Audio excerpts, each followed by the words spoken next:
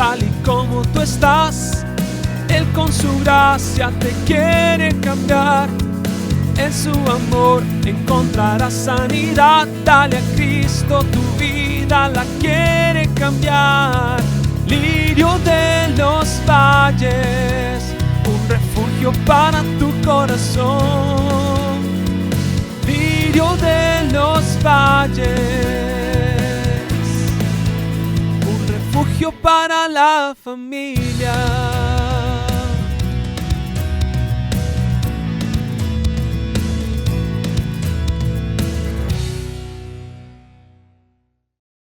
Hebreos 11:23 dice: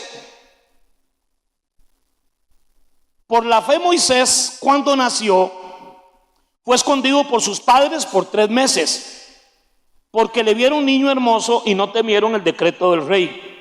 Por la fe Moisés, hecho ya grande, rehusó llamarse hijo de la hija de Faraón, escogiendo antes ser maltratado con el pueblo de Dios que gozar de los deleites temporales del pecado, teniendo por mayores riquezas el vituperio de Cristo que los tesoros de los egipcios, porque tenía puesta la mirada en el galardón.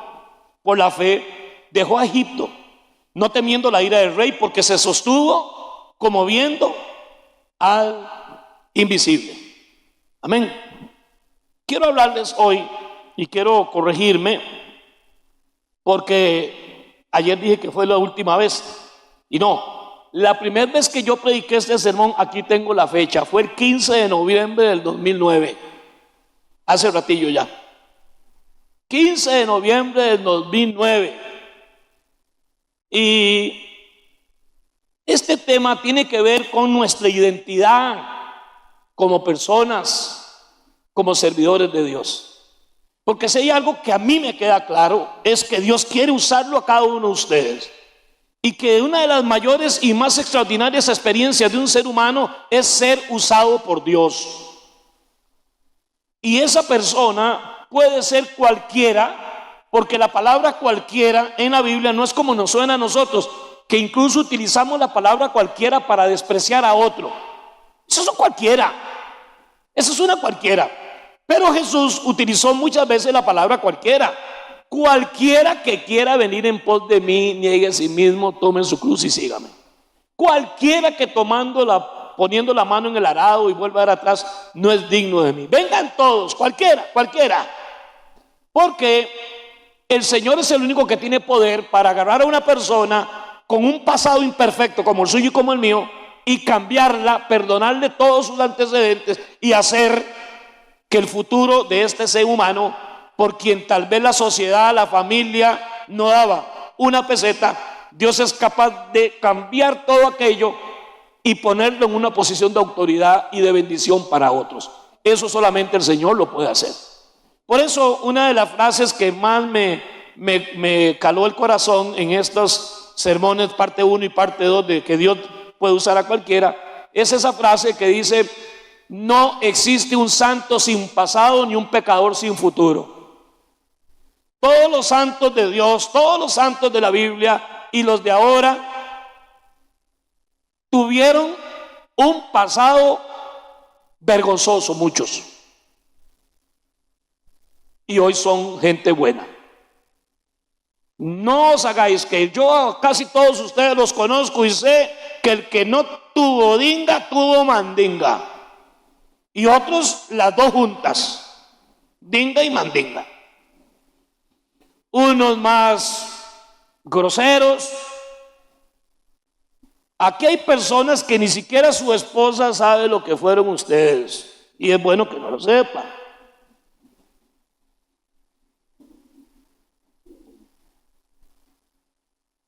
Pero hoy son nuevas personas y Dios las usa.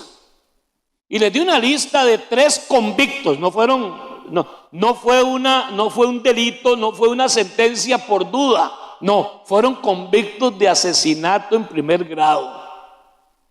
Moisés, San Pablo y el rey David, solo que este fue el peor. También en Estados Unidos tendría, como decía mi madre, varias cadenas perpetuas, porque fue culpable de conspiración. A ellos no los apedrearon en el caso de David, no porque no lo merecía, es que en aquel entonces los escándalos, ¿cuánto durarían en darse por conocidos en todo el planeta? Nunca. Nosotros conocemos esto porque años después los biógrafos de ellos, inspirados por el Espíritu Santo, registraron esos hechos. Pero los delitos de ellos, según la ley de la época, ellos debían de ser apedreados. Y Pablo, tan extraordinario, dice: yo era un criminal, era un blasfemo, era un perseguidor de la iglesia, mas doy gracias a Dios que me fortaleció y me tuvo por fiel poniéndome en el ministerio.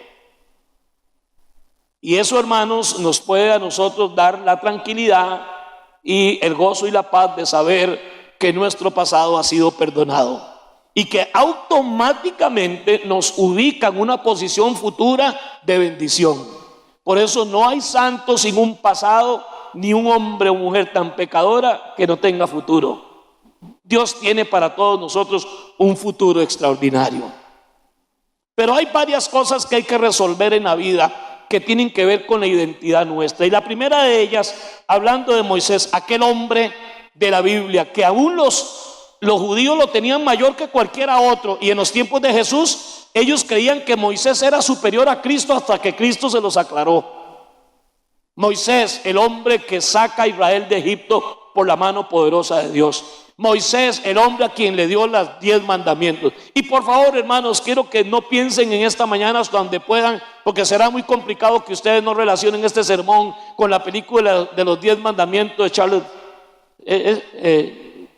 Charlton Heston. No piensen en eso porque eso está muy manoseado, pero muy bonita la película. A este hombre Moisés, la Biblia dice que su vida empieza con actos de fe, pero de sus papás.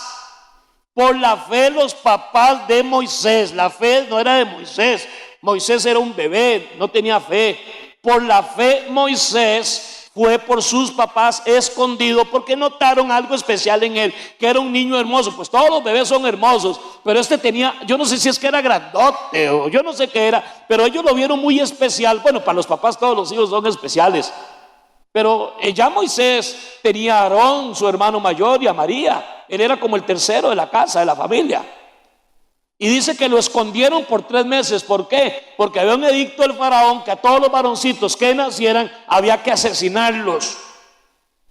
El faraón provocó, es el primer legislador que impone como ley el infanticidio. Lo más parecido que tenemos hoy son las leyes a favor del aborto. Es lo mismo, solo que ahí no importa si es mujer o si es hombre. Y los papás dijeron que no, porque tenían fe. Por la fe lo escondieron. Y luego ustedes conocen la historia. Lo montan en un Moisés, por eso se llama Moisés. Aquel día no se llamaba Moisés. Era como una especie de canasta calefateada con asfalto, posiblemente petróleo, ese que en esas regiones brota por el suelo sin necesidad de abrir pozos. Y lo tiraron por el río Nilo. María, la hermana de Moisés, vigiló. ¿Y quién rescata al niño de las aguas? La hija de Faraón. El nombre Moisés es un nombre de origen no hebreo, significa sacado de las aguas. Es un término muy árabe.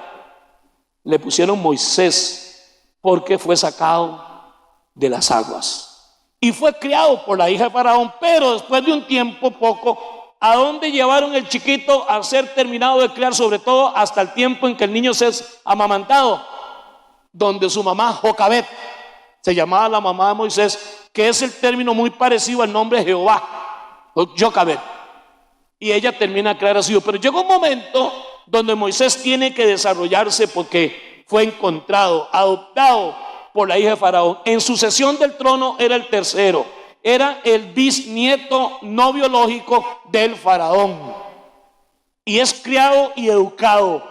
Pero aunque la vida de Moisés empieza con actos de fe de una madre, cuando él llega adulto le toca poner en práctica su fe, que posiblemente empezó a recibir cuando era pequeño, criado por la mamá, que para los efectos era la nodriza, para los efectos legales.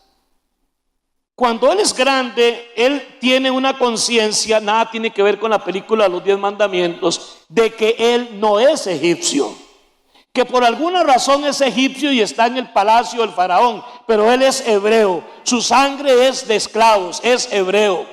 Y entonces en un momento de su vida Moisés tiene que tomar una decisión, pero amparado ahora en su propia fe.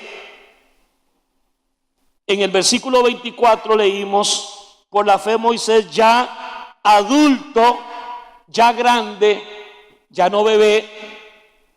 Porque muchos de nuestros hijos, los que han nacido en el evangelio como los de nosotros, van a ser expuestos, protegidos y van a vivir la fe de uno. Vienen porque vienen. Durante algún tiempo mis 3 hijos venían porque no podían tener otra opción. Yo no me puedo explicar cómo hay papás que hemos oído que dicen: no, hermano, es que él dice que no quiere ir a la escuelita dominical. Con 7 años te manda, le he dicho más de una. Con 5 años te manda. No quiero imaginarme cuando ese muchacho tenga 20, tenga 15. Sí, pero llegó un momento a donde a todo puerquito le llega su Navidad y a ellos les toca elegir si la fe que papá me mostró y mamá, pero les va a tocar tomar su decisión. Y quiero que sepan algo: más allá de mí, más allá de cualquier experiencia, es la suya y la mía es la misma. Llega un momento donde las decisiones de un hijo, aunque estén bajo el techo de la casa de uno, son las de ellos, buenas o malas. El tema de hoy me permite recordarles algo que he venido diciendo, que Anita me envió un día. No fue que ella Dios le inspiró a hacerlo. Habían en una mesita así como esta, de esas mesas de buffet que hay ahora, pequeñitas, antes de un evento, de un matrimonio, y había una mariposa morfo hermosa, preciosa, sentada con pierna cruzada en un banco alto. Al otro lado de la mesita había un gusanote, porque el gusano de la mariposa morfo, esa tan linda que hay tanto en Barra Blanca, es un gusano enorme, negro y feo, con cachos por todo lado. Y los dos están bebiendo algo, y el gusano le pregunta a la mariposa: mariposa, ¿qué has estado tomando que estás tan bella y cambiada? Y la mariposa le respondió: lo que he estado tomando son decisiones. Hay un dicho que dice que lo que el gusano necesita para experimentar esa transformación tan bella, mariposa, no necesita un milagro. Lo que necesita es un proceso. Y quiero decirle, hermano, que el proceso de cada uno de nosotros, más allá de lo que si yo lo estoy enfocando en el servicio, en el llamado de Dios, en el matrimonio, en los negocios, en la empresa, en el trabajo, se necesitan tomar decisiones. Cuando una persona no decide nada, está decidiendo no hacer nada. Por eso más vale tomar buenas decisiones. Y la primera decisión que Moisés tomó en la vida fue que definió quién era él. Y esto aplica a la vida, aplica al matrimonio y todo lo que sea. ¿Qué es lo que pasa aquí? Es muy triste, de los más tristes espectáculos que hay y que más estanca los matrimonios, las relaciones de pareja, lo que más estanca el ministerio y mi llamado, lo que Dios me llamó a hacer. A todos nosotros Dios nos llamó a algo, pero no a todos nos llamó a lo mismo. Por favor, a usted Dios lo llamó para algo. No piense que el llamado de Dios solamente tiene que ver con un púlpito, con una tarima. Dios te está llamando, Dios te llama y quiere usarte en alguna de las áreas tantas en las cuales Dios puede operar. Moisés, ya grande, renunció a ser llamado lo que él no era: hijo de la hija de Faraón. La peor manera de vivir uno es vivir una vida, vivir una mentira que yo no soy. En este mundo donde parece ser que la apariencia cuenta más que la realidad, nos podemos ver inmersos en una especie de pantomima donde no soy la persona que realmente yo soy. Entonces este tipo de personas siempre anda queriendo ser lo que no es, presumiendo lo que no es, vive una mentira. A nivel ministerial son aquellos que viven comparándose con otros servidores, con otros pastores, si aquel tiene una iglesia más grande, más lujosa. Hermano, es que eso no dice nada. Usted tiene que vivir el llamado que Dios le dio y ser la persona que usted es. La peor manera de vivir es vivir queriendo agradar a los demás. O sea, a mí me gusta caer bien. A mí más me gusta caer bien que caer mal.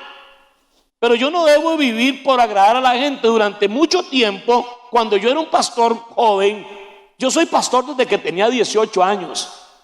Y con 22 o 23 años de edad, me tocaba aconsejar parejas que tenían 50 años de edad. Yo era pastor soltero y aconsejaba parejas casadas. Y era un pichón de pastor. Y nunca se me olvida que mi primer consejería seria, de esas, Ulises, donde pueden haber hasta balazos, eran unos señores que tenían, que era el hermano, es que solo le decíamos Lelo, y su esposa Mercedes. Imagínese usted, Caliche, yo con 22 años aconsejando a unos señores que tenían como 70 en un conflicto, tan bellos, tan lindos, de esa gente que daba gusto aconsejarlos. Entonces, obviamente, en la inmadurez uno trata siempre de andar complaciendo y todo el mundo critica. Usted no debiera así, usted debió haber dicho amén 7 veces, usted tiene que orar antes de predicar, usted tiene que una Biblia grande, usted tiene que usar corbata, un montón. Y yo traté de ajustarme, pero descubrí que estaba viviendo una mentira. Dichosamente lo entendí muy temprano. Y aunque quiero agradarles, los amo a todos los que amo, soporto a todos los que me toca soportar, sobrellevo como usted a mí. Pero aprendí que solo puedo agradar a una sola persona en este planeta.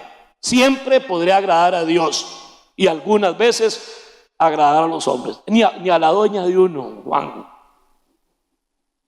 Ese amén que usted dijo, Juan, le va a salir muy caro. Yo no quisiera estar ahí más tarde en esa casa. Y uno experimenta una libertad. Ustedes me conocen, hermano. Yo trato de ser, como decía mi tata, chirote. Me gusta más ser aceptado que rechazado. Pero ya no vivo en función de eso, porque se convierte uno en un actor, en un hipócrita, siendo una persona que no es, y llega uno a descubrir, es que no hay manera de que la gente me acepte, todo el mundo tiene un plan para mí. Y eso puede hasta pasar, la peor ingratitud de los papás es que queremos planearle la vida a nuestros hijos y que sean lo que yo quiero. Eso es muy triste. Cuando uno intenta vivir por las expectativas de otros, descubro que no puedo lograrlo. Hay un salmo precioso, el Salmo 139, versículo 15 y 16. Vean qué lindo, dice: mis huesos no te fueron desconocidos, cuando lo más recóndito era yo formado, cuando lo más profundo de la tierra era yo entretejido. Tus ojos vieron mi cuerpo en gestación, todo estaba ya escrito en tu libro. Todos mis días se estaban diseñando, aunque no existiera uno de ellos. A usted nadie lo conoce como Dios. Óigame, ni usted mismo se conoce. Yo sé que usted mismo diría, a ver, hermano, yo creo que yo jamás haría esto, pero no puedo asegurarlo. Yo todavía no sé si, uno no se conoce. Pero hay alguien que a usted y a mí nos conoce, y estas frases que utiliza David: tus ojos vieron mi cuerpo cuando estaba en gestación. Hermano, qué feo es uno con 2 meses en el vientre de una madre. O que en 3 meses, poquito más o poquito menos. Parece uno un camarón seco con cola. Hoy lo sabemos, ¿verdad? Por la tecnología y la ciencia, un ultrasonido así. Pues dice que ahí, cuando es como este tamaño, después sale un mamulón así de grande.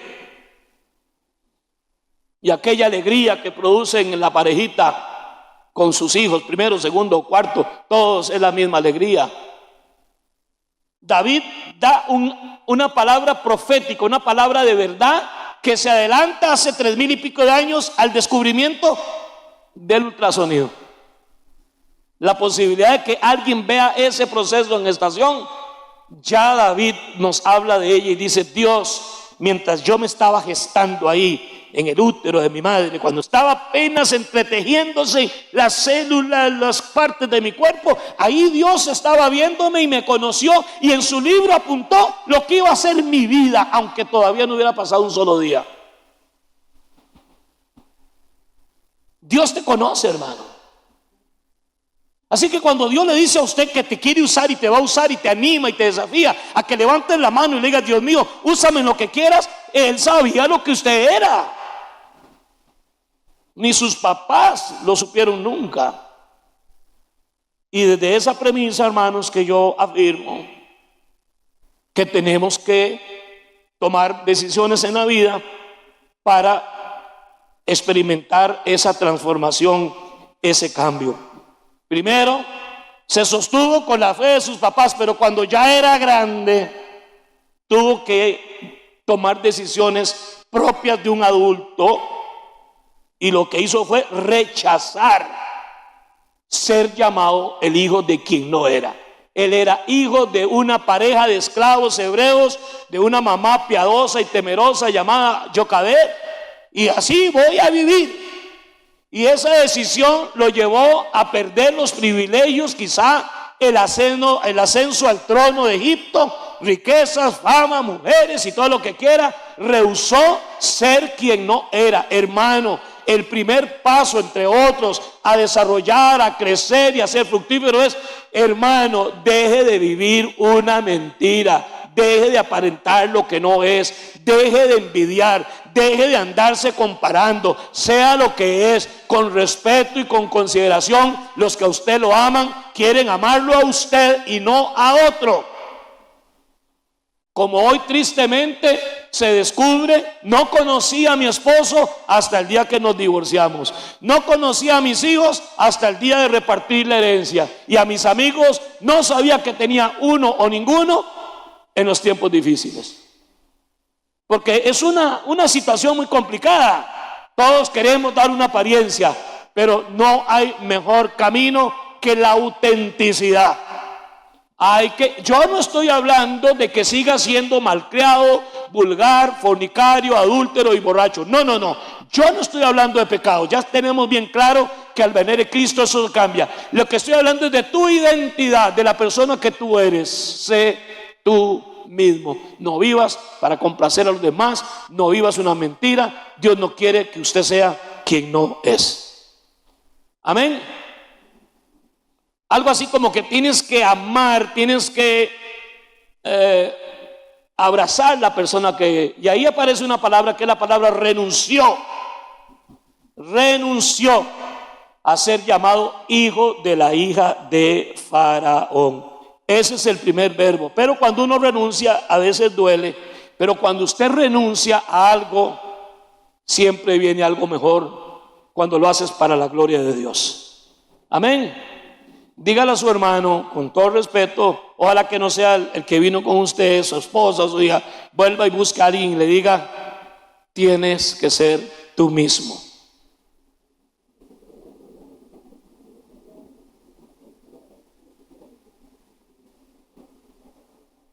Yo sé que a usted y a mí nos ha tocado decir: pero viste, yo no sabía que toda la vida lo que vi fue una cosita ahí.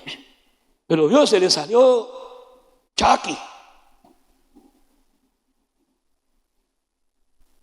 La segunda decisión, porque recuerden, estoy pensando en el gusano y la mariposa, que toma Moisés porque pudo tomar la primera, renunciar a vivir una mentira, es que él acepta el designio de Dios, la responsabilidad que Dios le dio. Y quiero decirle esto, hermanos, eso significa que tenemos que dejar de excusarnos tanto.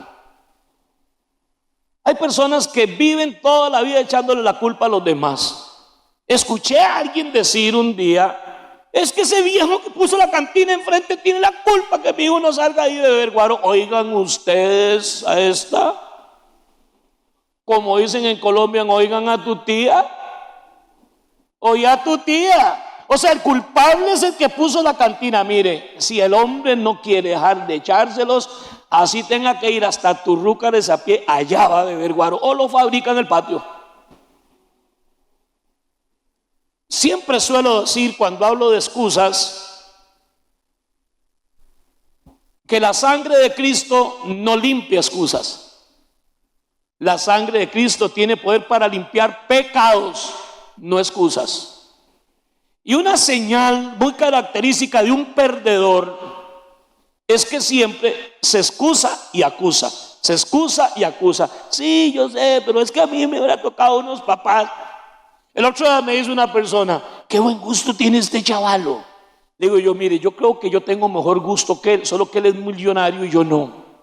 Porque cuando usted es millonario siempre tendrá buen gusto, aunque sea uno un maicero.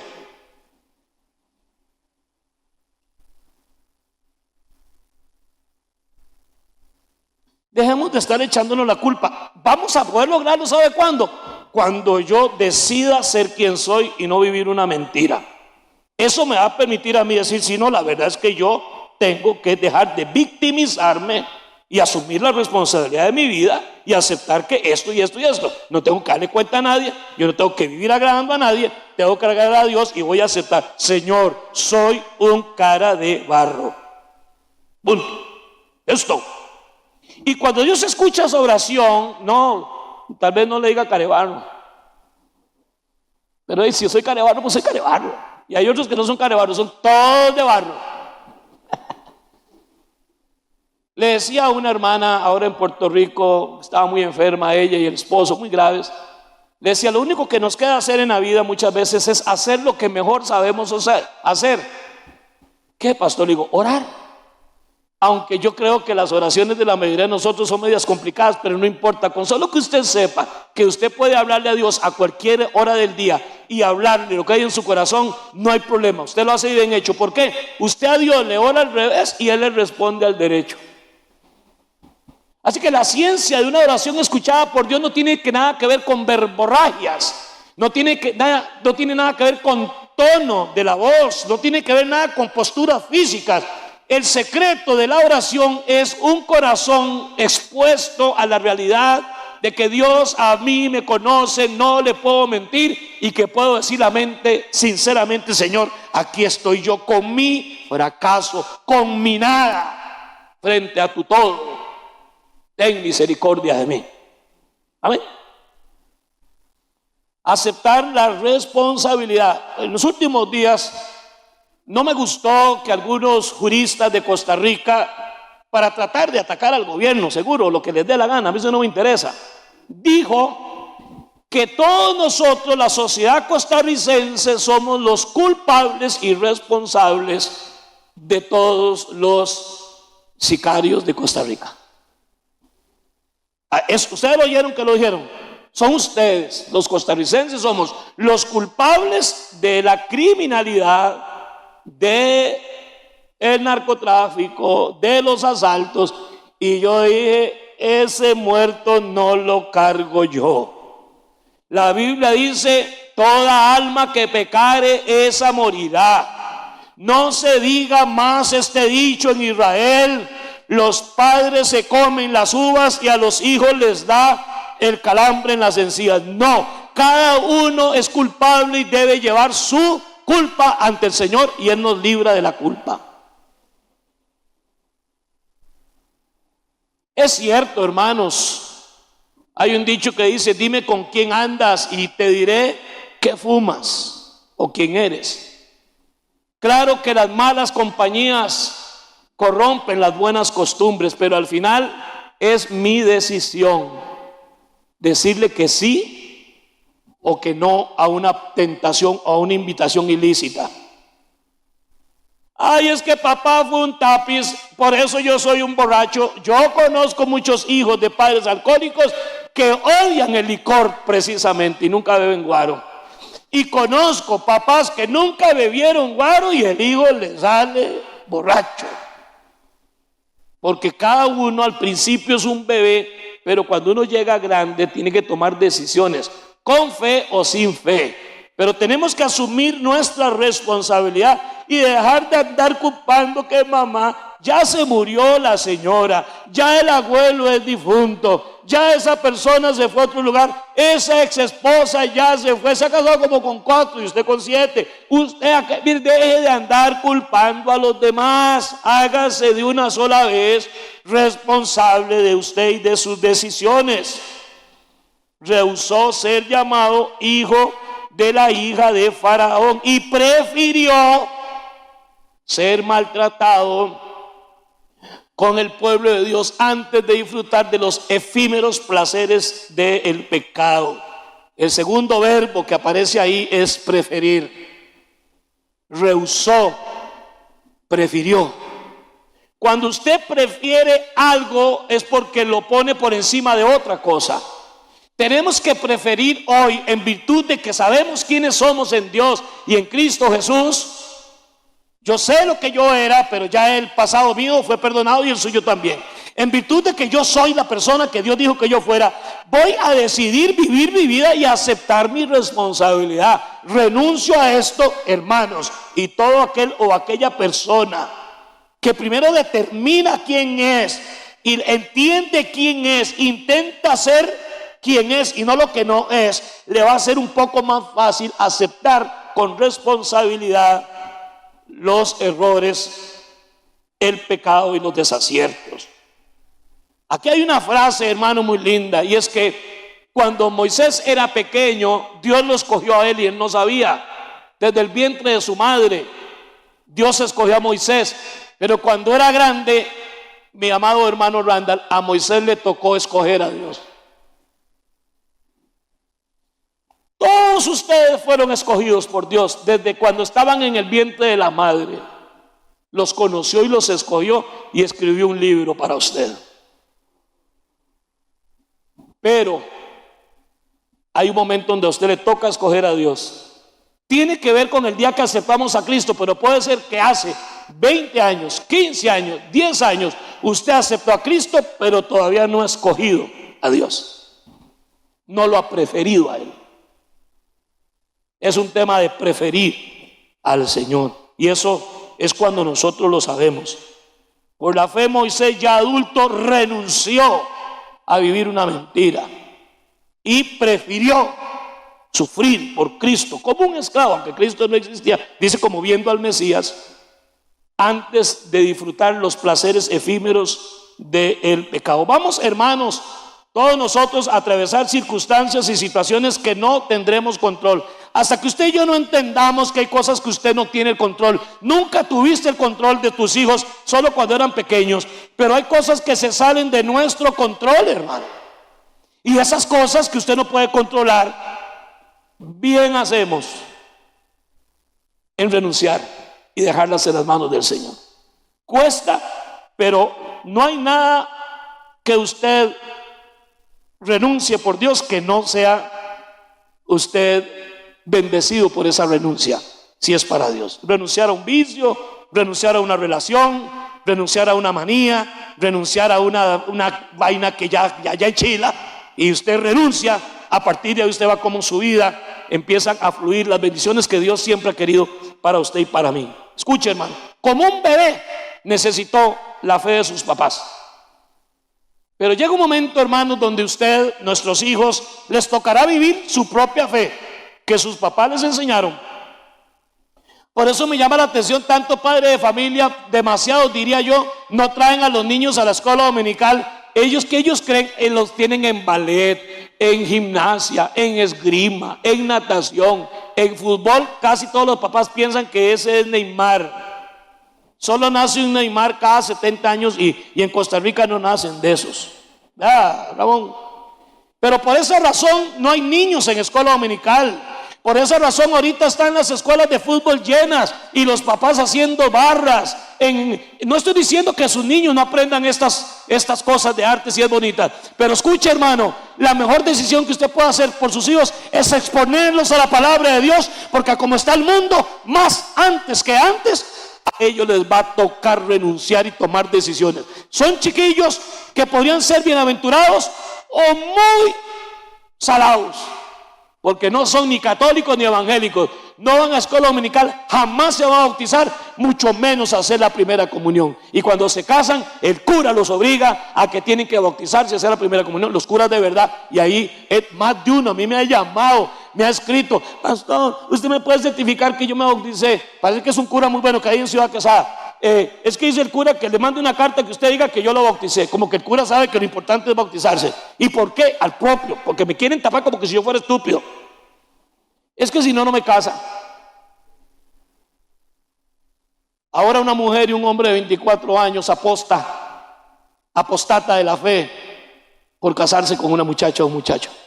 Pero ¿quién puede culpar a un muchacho así si los papás lo único que hicieron fue decir que ya no eran católicos y andaban una Biblia debajo del brazo como si fuera un desodorante?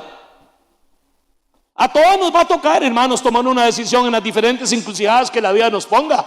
Pero Moisés tuvo que tomarse para tomar sus propias decisiones. Mire, hermano, su abuelo pudo ser pastor, apóstol y profeta. Su tata pudo haber sido evangelista y hasta algún tío monaguillo. Puedes tener familiares que son sacerdotes, curas, presbíteros.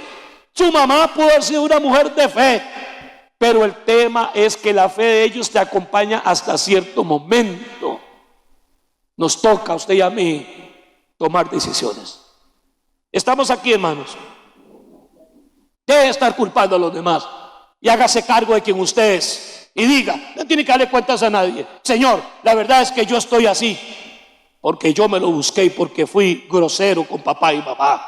Me dieron todo para estudiar y no me dio la gana. Me gustó más la mota y el tapiz que andar. Eso, ahora sí, aquí estoy. Señor, si tú puedes hacer algo con este títere que quedó. Y Dios dice: esa es mi especialidad.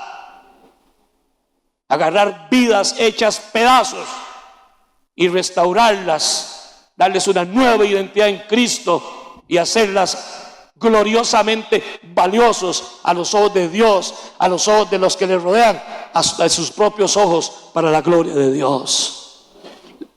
Que le den un aplauso al Señor. Oiga, ¿quiénes? ¿Quiere PR? No. Ahora van a tener que aplaudir 2 veces. Que le den un aplauso al Señor a aquellos que dicen: yo fui una de esas personas a quien Dios le dio valor, que no tenía, yo lo fui. Yo voy a aplaudir, hermano. Yo soy uno.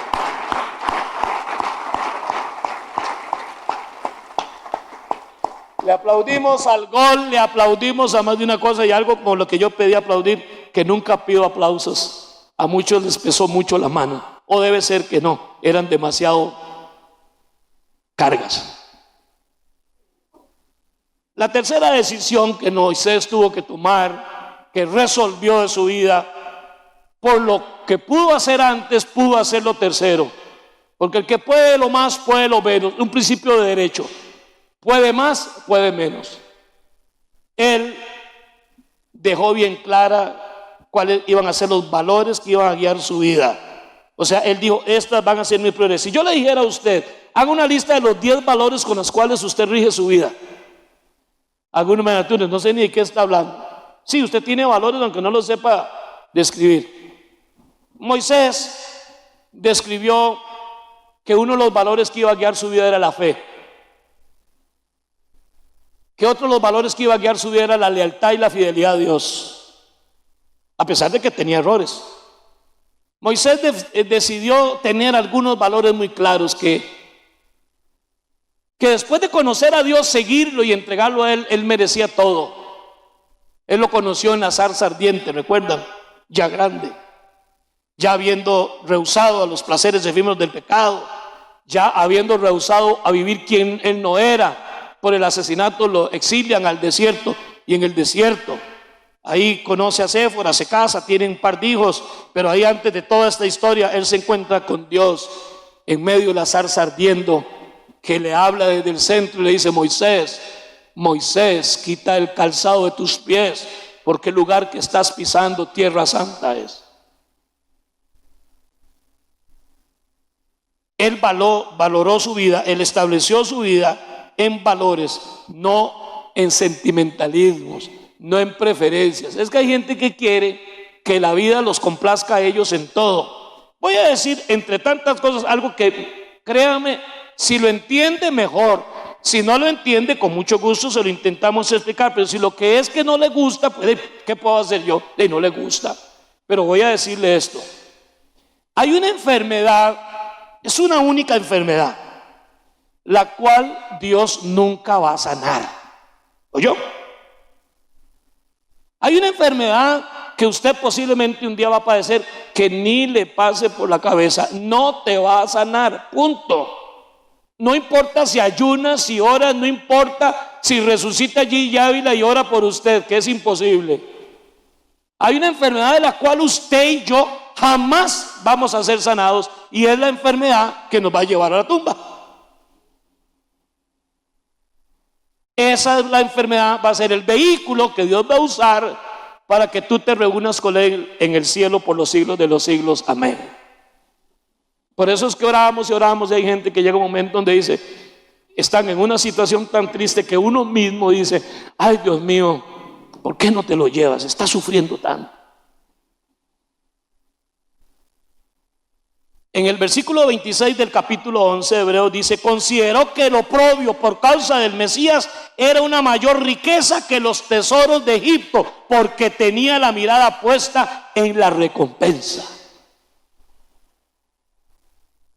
Aquí en este tercer nivel aparece el tercer verbo, consideró que sufrir por Cristo, que seguir a Dios, que en ese entonces no se había parecido, que seguir a Dios era lo mejor que alguien podría recibir como recompensa. Hermano amado, mi querida hermana, Satanás y en este mundo a usted y a mí nos va a ofrecer placeres, nos va a ofrecer placeres de la carne, de los ojos, del orgullo, de la vida. Esos son los tres patrones y antivalores del mundo, por lo cual la mayoría de nosotros, creyentes y no creyentes, niega la fe y le da la espalda a Cristo. Y usted y a mí nos toca decidir, considerar, luego de haber renunciado a vivir una vida, un yo que yo no soy, nos tocará decir muchas veces que no. ¿Oyeron? Porque si le decimos a todo lo que el mundo ofrece, nos convertiremos en gente mundana, que aunque Dios nos ama y todo lo que sabemos, no vamos a ser usados por el Señor. Miren, hermanos, Dios usa cualquier vaso. Andresito el domingo habló de que somos vasos de barro. Y somos vasos de barro para que la gloria sea del contenido y no del vaso. Todos nosotros somos vasos de barro. Ni siquiera somos de lata. Pero le voy a decir algo. Hay un vaso que Dios nunca usa, ni usará. Igual que usted y que yo. Por ejemplo, a mí los vasos de plástico no me gustan. El vaso plástico a mí me enfermó porque, y es que me pasó en el hospital hace como 20 años que estuve internado, o 30. En el vaso plástico, Dios te bendiga, en el vaso plástico le sirven sopa de mondongo. Y el plástico agarran, después de 3 usos, el olor y el sabor de lo que le echan, ¿verdad? Entonces yo, no me gusta el vaso de plástico. El vaso de lata, si es caliente, me quema. El vaso de esterofoam se me rompe. Prefiero la jarra. O sea, yo igual, pero Dios usa cualquier vaso. Solo hay un vaso que Dios nunca usa. ¿Sabe cuál es? Un vaso sucio.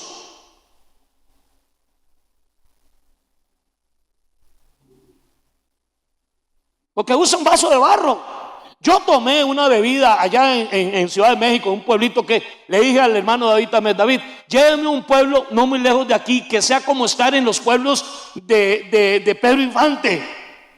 Y hay como 5 ahí en el DF. Y fui a uno y me sirvieron algo muy rico. Después me sentí mareadillo, pero yo no sabía. Pero verás qué rico. Era con toronja y sal. Pero el vaso minor era de barro crudo. No los meten en el horno, y los meten en un tarro de agua con hielo. Y tomé un vaso de barro. Había que tener cuidado porque si usted le metía los dientes se traía un pedazo de barro. Yo no sé, como que lo congelan en esa agua con... Entonces sacaban el vaso duro, pero era crudo. el hielo, agua y sal, creo, y echaban ahí el yogur.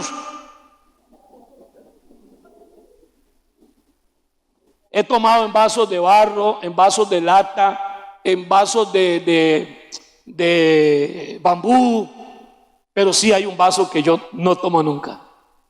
Es un vaso sucio.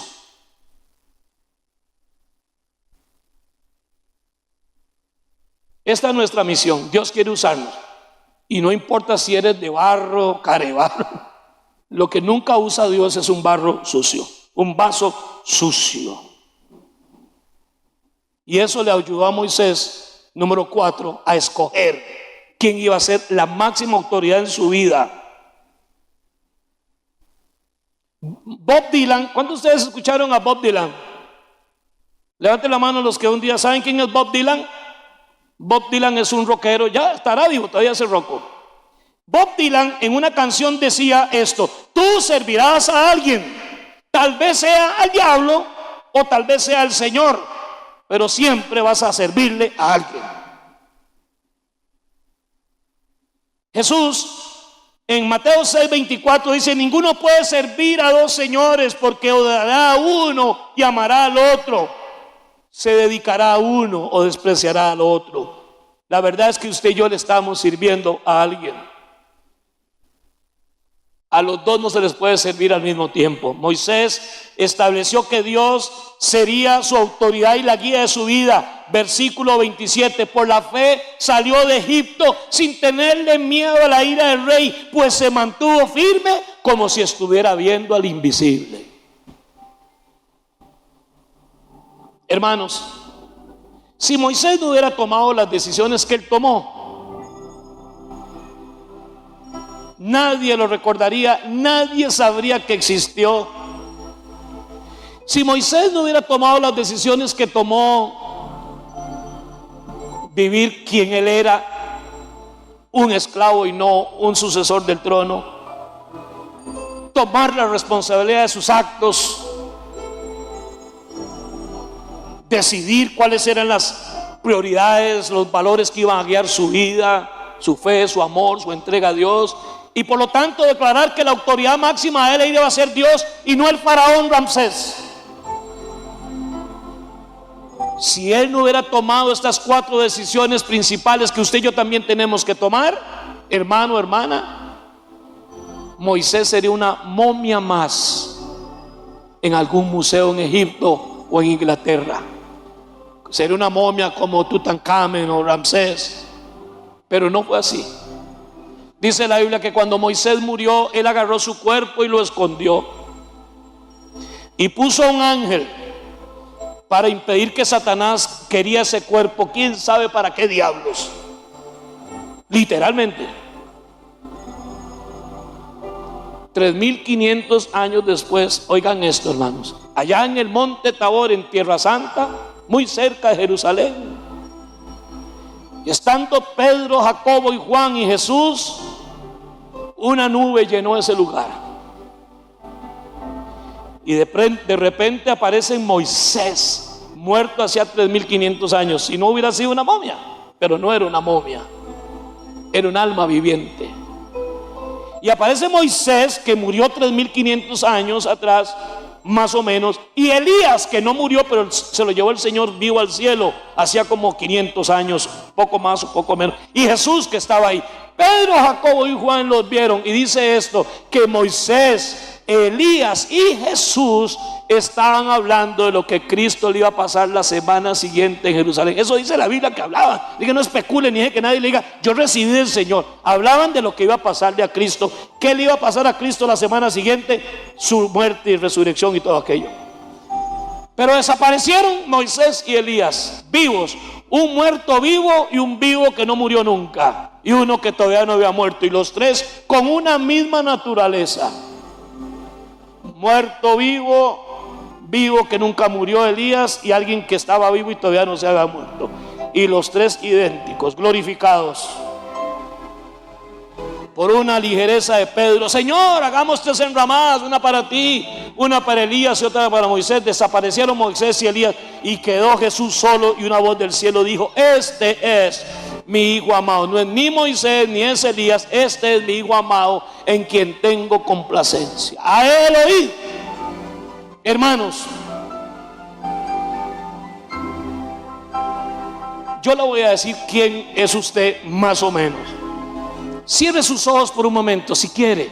Yo aquí no obligo a nadie. Me gusta que la gente haga el ejercicio que yo le pido, no porque ustedes sean muñecos míos, es porque de repente ahí tal vez Dios quiere que usted experimente algo. Usted lo cierra por varios motivos, a veces en el culto, hasta por sueño. Lo que quiero es que usted cierre sus ojitos y piense en las 5 personas más importantes para usted. Piense en las 5 personas en esta vida más importantes, seres humanos más importantes para usted, gente que casi que es imprescindible en su vida, gente muy especial. Ok, ¿ya los tienes? Ahora vaya usted a su funeral, donde usted es el muerto y ellos están en su vela hablando de usted. Yo le voy a decir quién es usted hoy. Es lo que ellos están diciendo en su funeral, en la vela.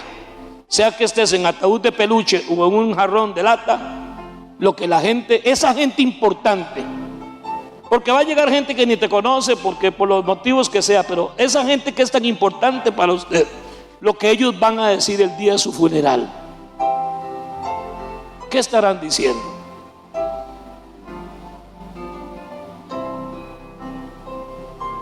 Ese es usted. Porque esa gente te amó tanto. Y si fuiste a tu funeral y esos 5 tan importantes no dijeron nada, pues de ella eso es ganancia. Que no dijeran nada está bueno. Dios quiere usarnos, amén. A la luz de este himno, digámosle al Señor que use nuestras vidas. Y usted, hermano, hoy ahí sentadito donde está, dígale: Señor, yo quiero que me uses, que me uses a mí. No, hermano, Dante Gebel es un extraordinario predicador, pero usted, sea usted.